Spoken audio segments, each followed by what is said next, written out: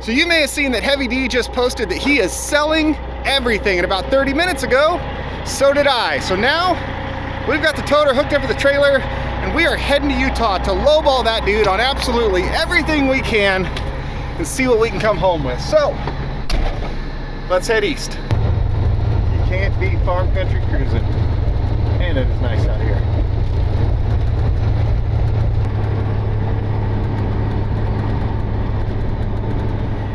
And it is the next morning. We were just outside of Vail, Oregon. Gave the toter and the trailer a good checking over. We stayed here last night, obviously. Got a nice sunrise starting up over there this morning, so we get to look at them pretty colors for a bit as we drive. So we're gonna get going. We do have one tiny little round marker light out right there, so we gotta fix that at some point along the way too. That guy right there. Everything else doing great though. We checked all the fluids and stuff, all that looks good. So now we go that way. So we are here, and this place is an absolute circus, which is why I had to park way down the road until I come in here and make my deals and my schemes and figure out what we're leaving with. So we're gonna walk up here, check some stuff out, see what they got, see what we can lowball them on, and what we can drag out of here. Well, what do you know? They already say sold on them because I bought them. I do love me some cabovers, and this one here is long wheelbase and double framed all the way up to here. Would make a nice, pretty cool Zacklift truck. It does have the 8-bag Kenworth suspension on it though, that I'm not a super fan of, but plenty of wheelbase, plenty of frame, and it's an old Ford Cabover, so that's cool. Oh, this thing's nice inside. Wow. All right, this would be a really cool Zacklift truck, actually. I might have to think about that. That's sold. There's this thing. That's not mounted to that thing though. It's just sitting on blocks. I mean, this is cool, but just a little bit of assembly still left to go, so I think we're gonna have to skip these two. Got trailers stacked on trailers. I was just about to say it's a limo, but no, wait, is that a stretched pickup or a van? That's a stretched pickup. Yeah. Limo setup, 10-wheel drive. It's not a wrecker, that's like kind of the hook lift body swap loader, but it's 10-wheel drive, I believe. If we go over here, 5 plus 5 equals 10. This one, not a wrecker either. It's also 10-wheel drive. This is the 5th-wheel tractor version, and it does not have the cab on it, but it does have the seats. And here is a Sisu Nasu. Man, I want the Sisu Nasu. I should definitely ask about a price on this, because I am so bummed about selling my Hagland. Ooh. 50,000. It's totally worth it. It really is. I want it. I really wish I still had that Hagland, but it went to the right person. Like, you guys saw it after it got restored there at Tracked Outdoors. Absolutely amazing job they did on it, but that's cool. Not for sale, it says. 14 billion tires, bladders, bumpers, whatever the heck those are, fuel bladders, I think. Wet cardboard if you'd like. Here's the wrecker those tracks were on. Oh, they did the side winches on it. Oh, that's how they supported. I see. Tie up in here, that works. I was thinking you can't mount it to the bed because there's no structure there. Yeah, that works. I already bought it all. Turn around and go home. Hey, you didn't buy anything. Oh, hey, I got some matte tracks for sale. Do you want to buy them? Are we gonna fight over it? No, I already have them at my shop. I was supposed to bring them. Oh, you have the other one? Yeah. That's where the other one is. Hi. So I can't leave here with all of them. No, I already have a set that you won't get. Unless you want to buy them. You want to buy them? I already bought a set. I'll buy you. I'll sell you another set. Let's make a deal. Maybe. you paint my new truck that I got that YouTube hasn't seen yet, then you can give me your matte tracks. You like my new tow truck? That one? Yeah. No, the 68. Are they selling the Dodge too? Yeah. Has it sold? I'll sell you a set of matte tracks for it. Okay, I need to talk to Dave. Hans, Yo! how much for the Sisu? Dude, the Sisu, we all have a love-hate relationship with it. It's Dave's baby, so I don't see him selling it for anything less than like 60 grand. I'll give you 20.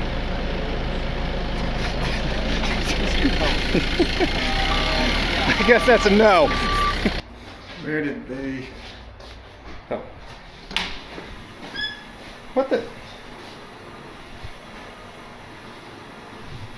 Well, I guess that explains all the video ideas. Just kidding. Hey, Mr. Diesel. What up, buddy? Han said he'd sell me the Sisu for 20 grand. And if you can beat that, I'll buy it from you so you get the commission. Hans went for 20? Yeah. Han said he was going to give stuff away. Yeah, totally did. Oh, man. I was going to try and get a lot more out of it. But if Han No. said 20, I guess we go 19,999. Okay, it's your sale. Unless Alan beats you. Where did you find swords? $50. Business. Do you want a fence? Yeah. Are you good? No. Neither am I. Just don't poke my eyeball out. Go for the throat, hillbilly. No, we'll... Drop my sword. Drop my sword. Well, Robbie just bought this, and he really wants tracks on it. So maybe I can sneak a deal here and sell those tracks to Robbie at a profit before I ever even touch the things. That'd be super ideal, other than the fact that then I wouldn't have tracks, but we'll see what we can work out. Okay, back out to my trusty steed. We're gonna pull up there and go get loaded.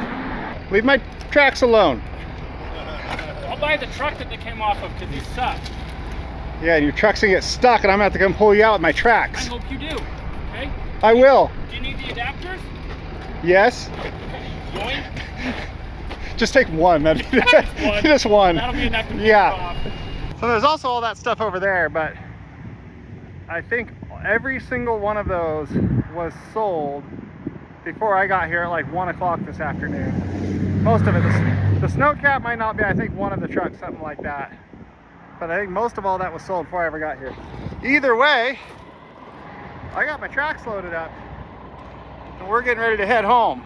So made it back home. As you can see, we already got the tracks unloaded and down at the shop because there are some problems with them that we're gonna have to fix. And was taking this big old trailer overkill for just those tracks?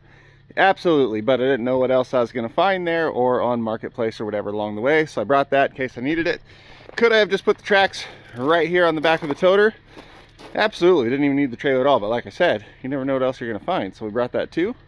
Could have moved the tracks up here and had all that to load if we needed to. The toter did awesome, by the way. That was a 1,300 mile round trip and this thing was flawless the whole way. Again, was it overkill to go get 1,500 pounds for the tracks? Absolutely. But was it the best choice to go do it? Also absolutely. I did the math. The fuel cost difference between taking this and taking my pickup, which the pickup would have had to pull a trailer as well because I can't fit all 4 of those tracks in the back of that pickup, so it would have had to pull a trailer. So the fuel mileage is pickup pulling the trailer. The fuel cost difference would have been between $100 and $150 between the two, and I most definitely would have spent more than that on 2 nights of motels and meals and all that stuff because I just slept in the truck. And then because I had fridge, microwave, air fryer, all the stuff in there, I didn't eat a single meal out. Everything, I just ate what I brought with me, so I saved all that money right there. So this actually turned out to be cheaper than driving that pickup. And yes, I can do that trip with only a 1-night thing, like drive out there one day, spend the night, drive back the next, but I left in the evening, spent the night, that way I got there midday, was there for the sale, left, didn't make it all the way home yet, another night, then home, so 2 nights. Okay, these two here, these ones are great. They're in awesome shape, they're ready to bolt on and go. All the fully urethane bogies in them, which is what you want. I've had the ones that have the aluminum center with the rubber vulcanized on the outside, and I kept having that vulcanized rubber come off. So these are, I haven't ever had a problem with these bogies. So these ones ready to just bolt on, use. They've got the anti-rotate brackets on them. Only problem is these are for a leaf spring application, and everything I have has coilovers in the front, so I have to get the other bracket that is clocked like 45 and goes to the bottom of the steering knuckle instead of bottom of the leaf spring like that one's meant to do. These ones over here, on the other hand, these are the ones that have the issue. These are an older style of mat track. Those two fronts are a newer version. These are older style. I see these have a rigid beam across the bottom and all the bogies are fixed in position. That one there is suspension floating bogies, where those all move up and down and follow the ground. Far, far, far better setup. But this is the old original style right here. Basically a much beefier version of this one right here, where it's all rigid all the way across and there's no movement to any of the bogies. These are just a much lighter version.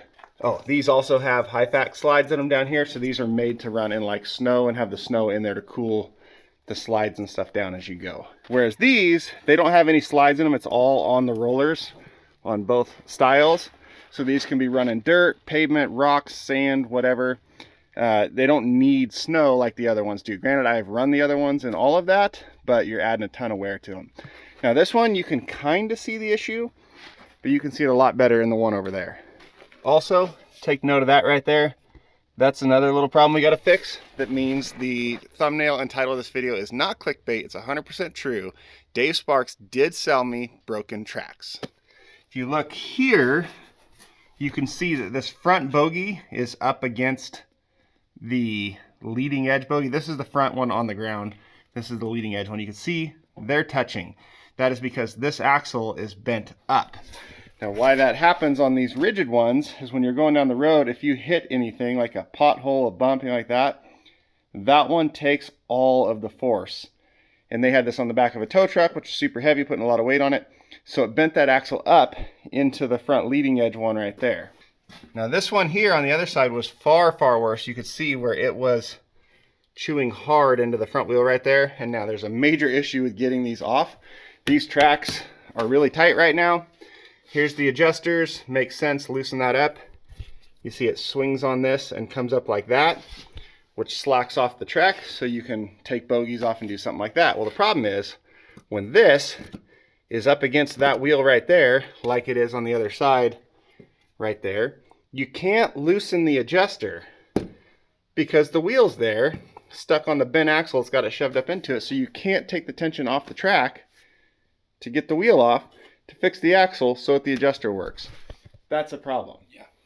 As you can see, this one's already off because last night I was out here banging and beating and screwing with it. Basically, I had to slide it straight off the track with full tension on it because you can't slack the track. So I had to cut the track a little bit to do it. So you see this lug, these are the guide lugs that keep everything in line. This one's missing. What I had to do is take a razor blade and basically razor blade off that lug so that I had room to slide this wheel straight out. And from all the marks on the inside, you can see I had a bar stuck through the other side. I'd have to pound the bottom out a little bit and come through the top, pound the top out and just work it back and forth.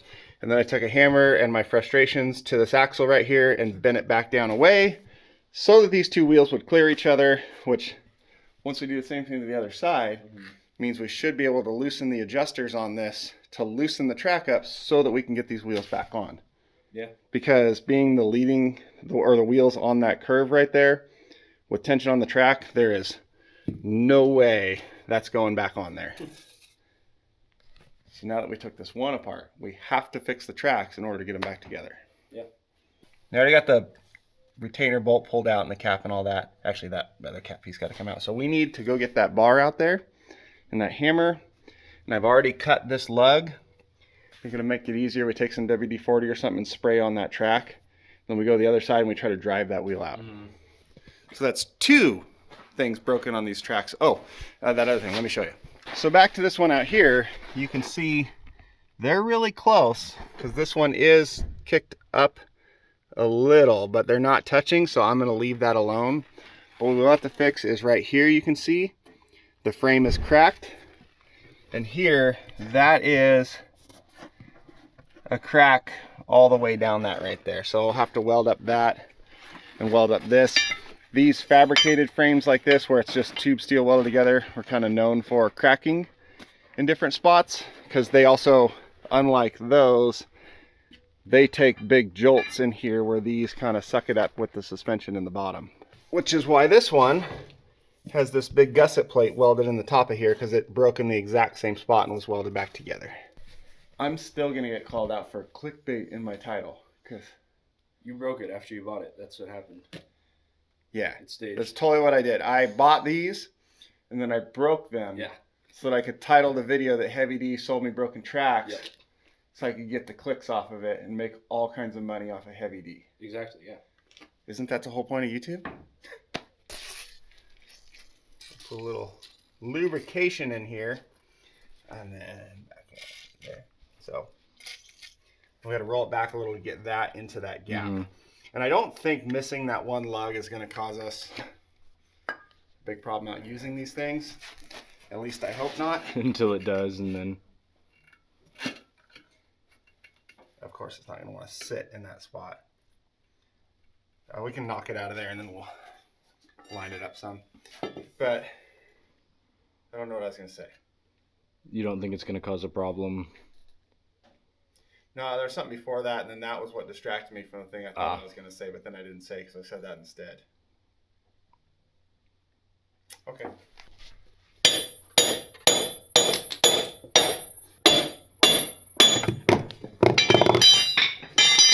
Okay. The wheel is off. So, the axle's bent that way, which means... Oh, that did it. Duh. That moved it significantly. That's the angle we needed. Okay, so now that is done, we can loosen these adjusters. Oh, that's going to be the problem.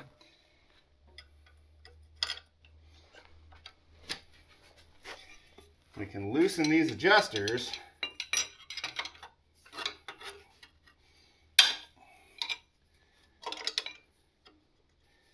And then we can put these back on.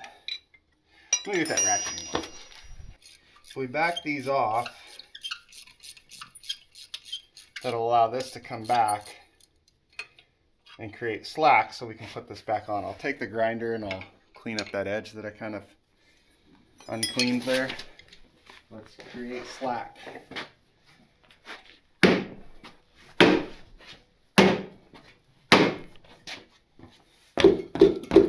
Slack.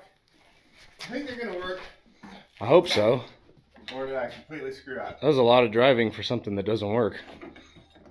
You think Dave Sparks totally screwed me over? And it was completely intentional. He did it on purpose to swindle me and screw me over and make it so nothing of this works, and then my YouTube channel's destroyed, and then he takes over? Yeah.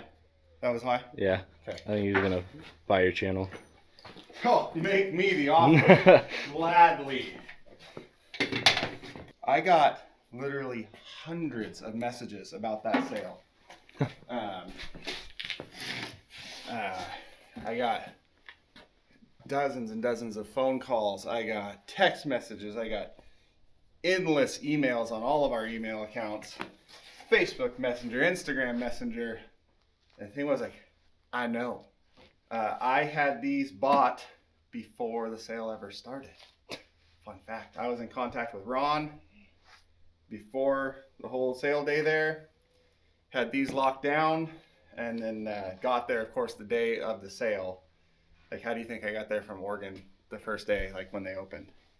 I was already on my way.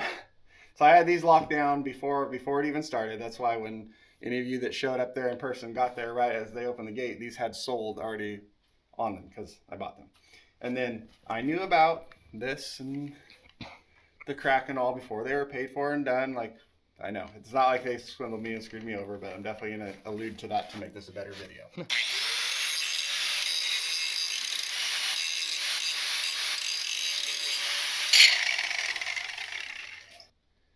there anything over there? Nope.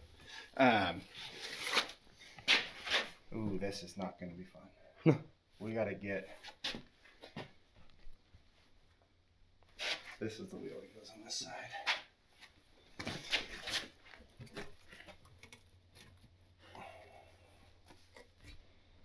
You see our dilemma.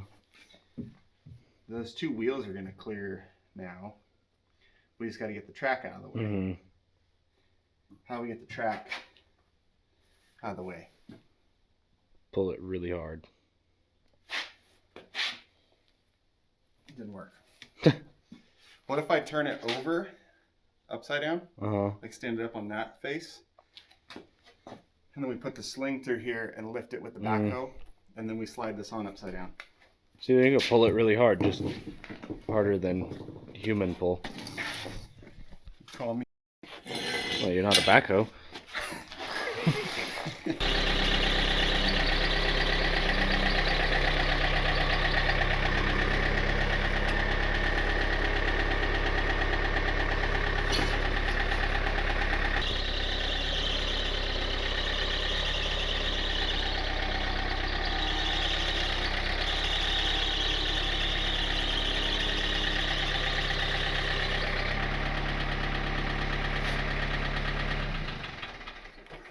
Like so? I think it's better.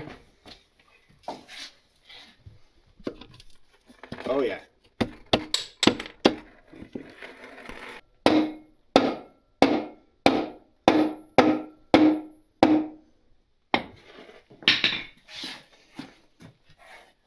Oh, this one's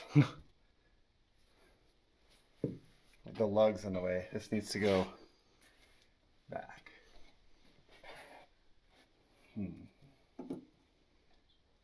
See if that was there, would be okay. Oh, that might. Grab this and just pull back. Not get it lines up. Yep. Okay, right there. See if I can. Shit.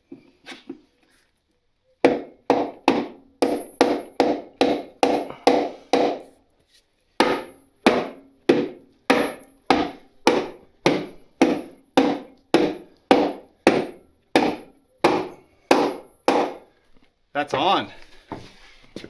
Well, almost railed my head on that fork. That one's on too. Okay, let's set this down.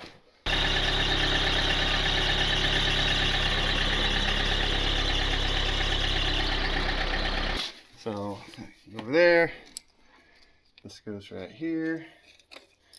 He's the jankiest ratchet you've ever seen. You line up there, you line up there, and then tighten. So I have the adjuster backed all the way off and these wheels are just barely touching, which means when I run it forward, they should leave each other. And if they don't, it means we did all this for nothing. And we didn't actually fix the problem. This is a bad idea. Okay, went better than I thought. Lift with your fingertips. See, then we get still. Yeah, just roll it off of it. And now I shall tighten these, and these will go away, and all will be fine.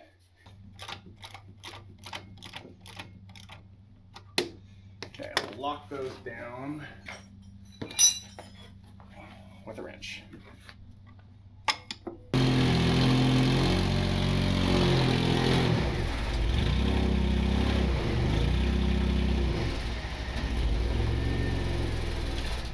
It's definitely not going to start back up again without the jump pack, but I don't want to be gassed out while we're doing all this.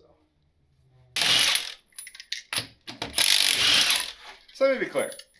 This is not the vehicle I want to run these tracks on full time, but it's the only vehicle right now that I don't need for other things, so I can put the tracks on it to drive them around and use them without tying up a vehicle I need, like the wrecker. Because the wrecker I need, and when I need the wrecker, I need it with no notice at all. So if I put tracks on it, that kind of screws me on the wrecker. Until wintertime comes and everything's snow, then I can put tracks on it. And I can just stay with tracks on it. Bye-bye. Uh-oh. I didn't think it'd go that far. Okay. Please stop. If it would have went that way, I'd be going to the neighbors to get it. Okay, I think we need, not those for sure.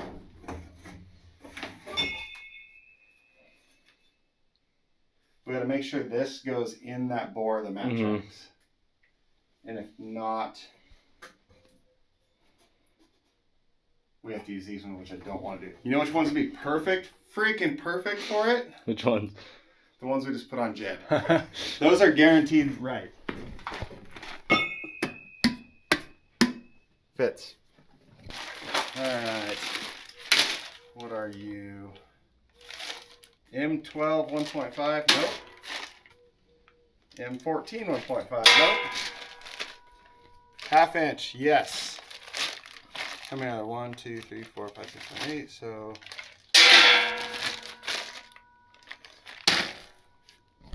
that should do these on all four.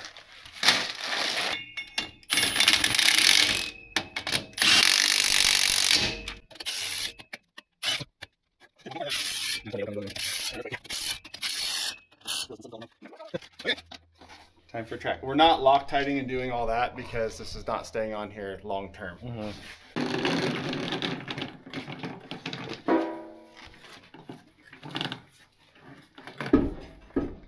Man, that's actually pretty close on height.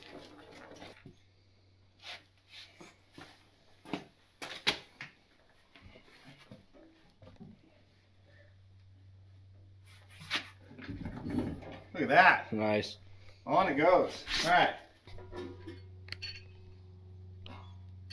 That doesn't feel right either. At all.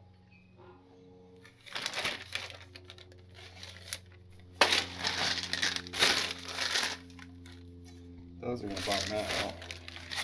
Watch, they're half inch just like these, and we need all of these. Remember the video where I had 14 billion wheel spacers and you wondered why? This is why. It's to put tracks on random ass vehicles. Yeah, how about I get the other one and do it on one that's not sucked up in there? Now, I don't know if that's dirty threads or if it's cross threading. That doesn't feel good. I feel like that's a cross thread, not a... See, that one has good threads I can see. Nope, it's a different thread pitch. These are standard.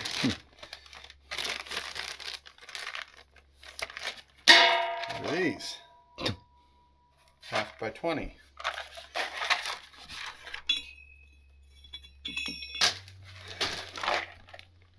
By 20. These are the ones that are going to fit it. But they're going to bottom out. These are M12. What?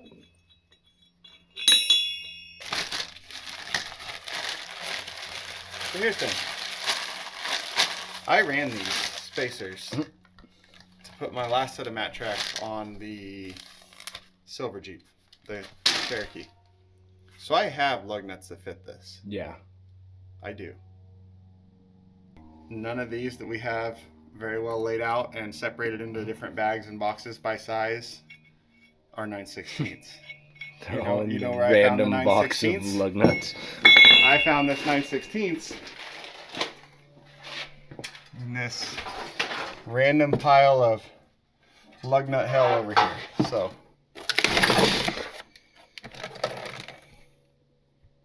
what's 4 times 8? 32? 32. 1, 2, no, 3, no, 4, 5, no, not a lug nut, no, 5, 6, 7. Do we have enough for one wheel or track? That's all we need. No, we need 4. Well, I mean, right now, that's all we need. Okay. Let's see if these go on without bottoming out. I am concerned that these are going to bottom out before the stud is going to bottom out here before they get tight.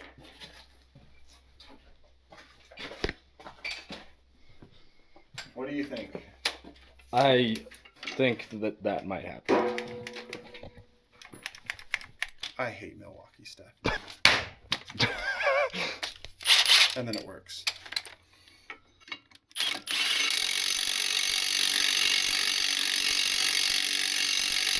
See how it's getting tight, but the track is not? Yeah. That's an issue. Yeah.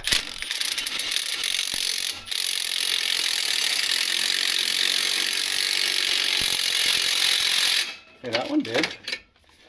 But now it's stuck. This won't work. Yep. Because the angle and how that's got to go in there. So I know what we need, but we don't have it.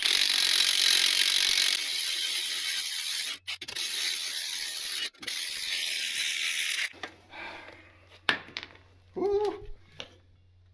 That's not good. Uh-oh. This is not going to work. Because this socket doesn't fit. See how it's at that stupid angle because of this? Yep. So I can't tighten it up. Previously I used this wobbly do, because you can go like that and get the line. This is not the right size for these, and even if it were, that one's still because it's got this nub on, it's not going to reach the actual hex of it before that bottoms out in there, so it won't, you know, turn it even if I get the bigger size. It has the wobbly do. Why do I keep punishing myself with tracks? Well, you always Every like year- almost have the right stuff, but then Every year don't. I run tracks and I tell myself this is the last year and I'm done. That's why I keep selling them. One, I buy them at a price where I can sell them and make money. That's one of the reasons I sell them. But also sell them because they're a nightmare to deal with. And I'm done with tracks. I'm just going to go back to a decent sized, tired 4-wheel drive vehicle, and that's what I'll do. And then I find another good deal on tracks, and I buy tracks again. And I frustrate myself and cause problems and work for myself like this, and have to buy more lug nuts and more wheel spacers and more stuff to put tracks on my vehicle that then wear out the vehicle, and have to haul around all winter. And then halfway through the winter, I'm like, screw this. This is the last year I'm doing winter. I'm done with tracks. Last year I'm doing tracks in the winter. I'm done with tracks. And then I sell them. And then I buy more. And here we are. What do we do? well, we're this far already. We're not far at all. Like, we're like, this Yeah. comes right back off. But I mean by you drove all the way to Utah and back to get them. I know. What do we do? That would be a lot of wasted time if you gave up. But I feel like giving it.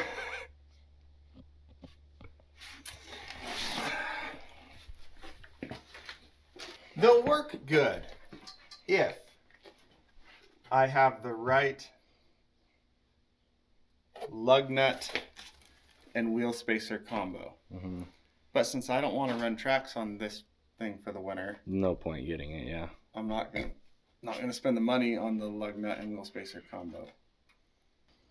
I need open-ended lug nuts like this in the 9/16 by 18 size with a socket that's made of magic that will get to them without being cocked sideways and bind up and reach all the way down past those super long lugs. I have none of those things.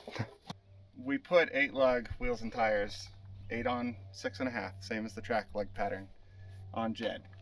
So I bought those different wheel spacers to be able to put these on here. And of course the wheel spacers came with lug nuts. And I came up here really, really hoping they were obviously the wrong ones that weren't going to work, so that it was just done. These are the lug nuts and stuff we need to fit those tracks on there. We just did this. I don't want to undo this. Put them on Jed.